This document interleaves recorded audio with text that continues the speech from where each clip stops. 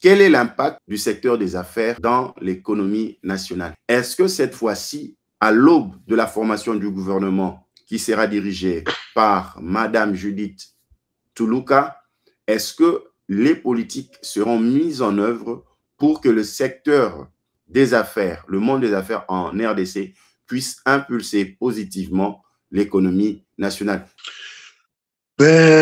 Il faut, dans le climat des affaires, comme on a toujours dit qu'il est bon au Congo, je ne sais pas s'il est bon, il y a plusieurs critères. D'abord, quand je parlais un peu, le pays est là, il y a l'argent à l'extérieur, les gens ne viennent pas. Parce qu'on nous trouve, on n'est pas sérieux, en premier lieu. Il faut devenir sérieux. Et deuxième, un investisseur viendra dans un état où il y a fluctuation négative de la monnaie. Le franc congolais est toujours dépressif. Il faut faire tout pour stabiliser ces francs congolais-là. Il faut faire tout le secteur bancaire. C'est-à-dire qu'il faut, il y a la concurrence qui est là. Un investisseur qui viendra chez nous avec son argent, mais quand on a une monnaie de franc congolais qui est dépressive tout le temps, en dépression tout le temps, donc qui va venir faire les affaires dans un état comme ça? Deuxièmement, il y a aussi donc des tracasseries, tout ça, donc dans plusieurs domaines un peu, donc il faut payer par-ci par-là, tout ça, tout. Donc il y a les douanes, la douane, beaucoup de choses, tout ça. L'État congolais est content de presser un peu les investisseurs pour gagner l'argent, mais et pourtant ça ne sert à rien. Avec je donne un exemple, les impôts sur les sociétés qui est exorbitant, voilà un peu, ça ne sert à quoi? Il favorise plus l'extérieur. Je pourrais pas, je dis pas du mal. Il y a les contrats chinois qui viennent d'être renégociés. Mais combien d'entreprises congolaises ils sont impliqués? Aucune, malheureusement. Donc, quand tout le monde est content avec un contrat du siècle à 7 milliards, mais les Congolais, ils sont exclus. Les entreprises congolaises sont exclues. J'ai parlé avec ceux de la FEC, il y a ces clubs d'économistes avec messieurs Horizon Massamba qui fait partie du club des entreprises du Congo. Il m'a dit, on n'est pas servi, malheureusement, le 7 milliards, on ne voit pas la couleur. Ils viennent pour nous, dans un autre pays, mais nous-mêmes, il n'y a pas même le ruissellement de l'échelle des valeurs monétaires. Il n'y en a pas. Il n'y a pas ruissellement monétaire de l'échelle des valeurs pour les entreprises. Ce qui veut dire qu'il n'y aura pas de croissance organique. Mais est-ce que sur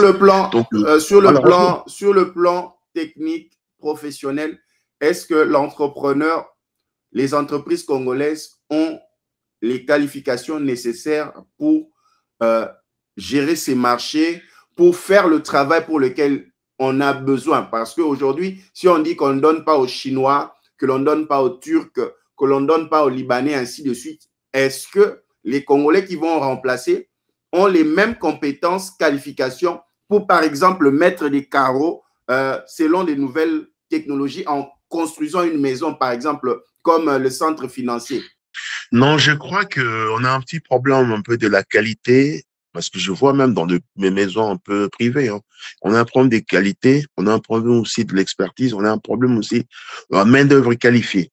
La main-d'œuvre n'est pas qualifiée, malheureusement. Bon, quand je plaide pour les entreprises congolaises, malheureusement que le personnel est moins qualifié. Parce que quand tu parles un peu des carreaux, j'ai vu une fois quelqu'un qui met le carreau dans une maison pour couper, il n'a même pas une machine pour couper le carreau. Ici, on peut par terre, tout ça, tout. Donc, ce qui veut dire que on n'est pas qualifié. Donc, voilà, on fait appel à l'extérieur parce que la plupart des cas, 3/4 des Congolais, ils sont pas qualifiés parce qu'on n'a pas une main-d'œuvre qualifiée dans l'électricité. Oui, il y en a quand même. Hein. Bon, je vois même des immeubles qui tombent à Kinshasa, donc pareil. Donc, ce qui veut dire qu'il y a un problème aussi dans l'architecture au Congo. Donc, qu'est-ce qu'il faut faire? Moi, je crois que la meilleure des choses, il faut faire exporter un peu à l'extérieur, un peu quelques jeunes qui ont fini les études dans plusieurs domaines, qui puissent un peu s'expérimenter à l'extérieur pendant 3-4 ans comme ça avec un projet, même 1000-1500 comme ça, qui reviennent. Parce que je pourrais dire un exemple pour la Chine. On est en train de parler de la Chine. Dans les années 80 ou 78 comme ça, la Chine, pour aujourd'hui, on est en train de parler de la Chine est émergente. Mais dans les temps, les Russes, ils sont partis. Il y avait 16 000 Russes qui sont partis en Chine. Médecins, infirmiers, tous ingénieurs pour aider les Chinois avec 6 milliards comme liquidité pour pousser la Chine à aller en avant. Donc nous, on peut vous parler sans qu'il y ait une bonne main-d'œuvre qualifiée. Les travails seraient toujours pour les autres, sans pour nous, quoi. Donc, je plaide aussi pour nos compatriotes qui ont des sociétés. Malheureusement, avec les passés, on a donné le marché aux Congolais pour finir 3/4 des marchés se sont soldés un peu par des échecs, quoi. Donc, pourquoi? Parce que déjà, quand on tend un marché, un Congolais, on exige 20 à 30% des commissions. Donc, il ne peut plus travailler librement. Déjà, quand tu me donnes un marché d'1 million, tu me prends 300 000, 400 000. Mais qu'est-ce que je vais faire? Donc, c'est-à-dire qu'eux-mêmes, les politiques, ils sont contents que ça ne marche pas demain en structurant quelque chose dessus des tables des commissions, malheureusement. Donc, il faut qu'il y ait une transparence. Il faut dire à tous ces gens-là de ne pas donner. Bon, si tu ne donnes pas, tu n'auras pas aussi ces marchés-là. Donc, la preuve année, regarde un peu l'histoire aussi. On est en train de parler aujourd'hui à la Cour des cassations avec le 1000 puits. Donc, 1000 puits déjà, non, forage plutôt. Donc, on a donné aux Congolais. On a donné aux Congolais. Malheureusement, ben, on est en train de dire qu'il y a le forage à 250 000, tout ça. J'ai suivi quelqu'un qui défend quand même ces genres de forage et ça m'a fait mal d'entendre ça. Aimé Lambala, maintenant, vous avez aussi un certain problème. Sans classe moyenne, comment développer le secteur des affaires en RDC? Parce que ça ne sera pas toujours le gouvernement à donner des marchés, à faire des grands projets où il appelle les gens, venez participer. Mais comment aussi créer cette classe moyenne parce qu'il y a un fossé?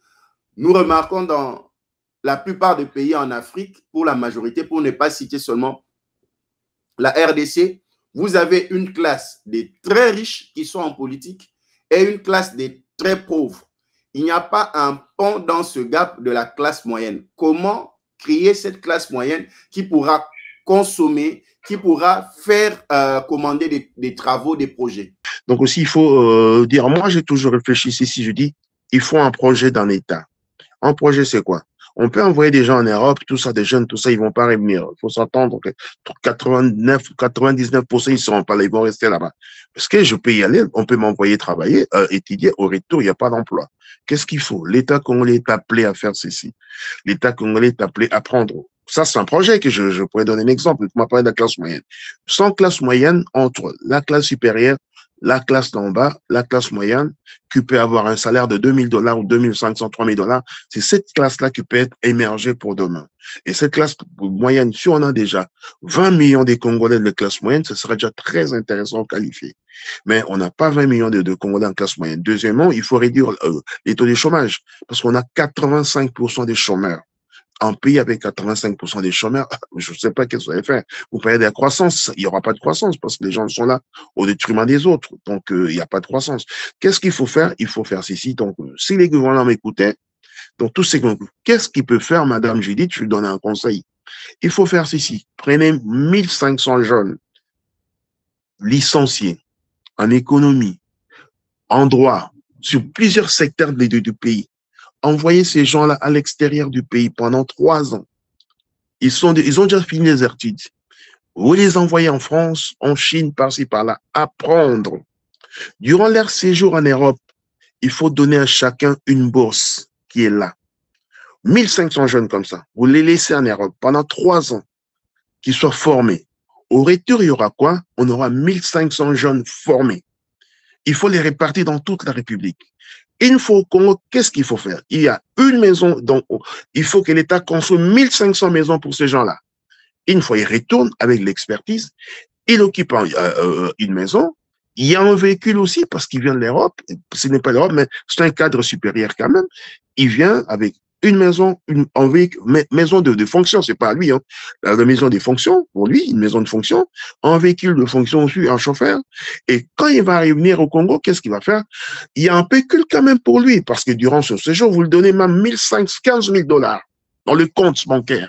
Il a ça. Tu as 1500 jeunes formés comme ça, et le 1500 vont faire quoi? C'est déjà une classe moyenne qu'on a créée. Et cette classe moyenne qualifiée des gens de l'extérieur, ils vont avoir un salaire peut-être de 2500 dollars, de 1500. Là, la première année, et ces 1500 vont faire quoi? Il y aura des ingénieurs, il y aura des médecins qualifiés, il y aura tous ces gens-là. Ils vont faire quoi? Ils vont travailler. Ils vont pousser les autres à avoir la technologie qu'ils ont appris là-bas durant 3 ans. Médecine, ingénierie, tout ça. Là, c'est la première année. Deuxième année, on envoie encore deuxième vague pendant 3 fois comme ça. Et on aura presque 5000 qualifiés qui sont au pays. Et le 5000 sera quoi? C'est une classe moyenne qu'on a créée. Et eux, ils vont former maintenant les autres Congolais dans plusieurs domaines. Et on ne va pas envoyer 1, 2 personnes. Donc, on aura déjà plusieurs des Congolais bien formés dans plusieurs domaines. Mais si vous m'envoyez un projet, vous m'envoyez en Europe, au retour, il n'y a pas un travail qui m'attend, ben, je vais prévenir.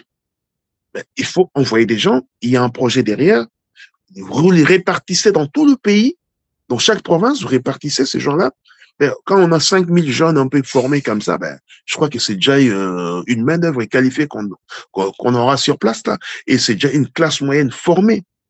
De cette classe moyenne formée doit avoir quoi? Doit aider encore les autres. Parce qu'il y a que 1500 ou 5000 des gens qui sont bien formés. Ben, ils vont former beaucoup de gens aussi après. Donc, ce qui veut dire qu'il nous faut vraiment cette classe moyenne formée pour nous qui va faire que tout aille comme il faut. Aimé Lambala, pour ceux qui n'ont plus cette possibilité d'être formés, comme tu l'as dit dans ce programme, ils ont déjà créé leurs entreprises, ce sont des patrons, ils se sont établis. Comment faire maintenant pour qu'ils puissent entrer dans la norme de telle sorte que leur entreprise fasse partie de ce monde des affaires capable de pouvoir impulser positivement l'économie nationale en RDC? Mais je crois qu'il y a plusieurs branches. Il y a la FEC qui est là, il peut les orienter. Il y a le club des entreprises du Congo, il y en a beaucoup, hein, parce que moi, je peux pas, si c'est un peu, il y a un problème, il faut savoir qu'est-ce qu'il peut faire, parce que, disons, les Congolais, on se programme du jour au lendemain, homme d'affaires, du jour au lendemain, on est affairé. Pourquoi? Parce que il n'y a pas le suivi. Parce qu'aujourd'hui, quelqu'un qui n'est pas fait pour les affaires, vu qu'il a un frère qui devient ministre, il octroie un marché, d'un coup, il crée une société, il devient homme d'affaires, c'est tout. Mais si ça marche pas demain, parce que il faut qu'il résiste, parce qu'il y aura son frère qui est à côté. Mais il faut qu'il y ait des gens qui ont la gêne aussi des affaires. Mais si tu n'as pas ça, tout ce que tu feras, ça sera toujours un échec. Donc, il y a la FEC qui est là, on peut les orienter, les clubs d'entreprise de messieurs, le président, je crois, qui est Horizon Massamba. Donc, ils ont les clubs des entreprises congolaises, donc des entreprises congolaises, quoi. Toutes les entreprises congolaises sont là. Donc, moi, je ne pourrais pas dire à quelqu'un, vas-y, dans tel, c'est-à-dire, ils sont là, bon, il faut avoir consulter des gens capables qui peuvent les orienter. Donc, moi, si quelqu'un m'appelait aussi, je pourrais lui fournir quelques conseils. Nous prenons déjà la dernière ligne droite de nos programmes depuis les États-Unis d'Amérique en connexion avec Paris, en France, où nous recevons pour vous Aimé Lambala, expert en haute finance.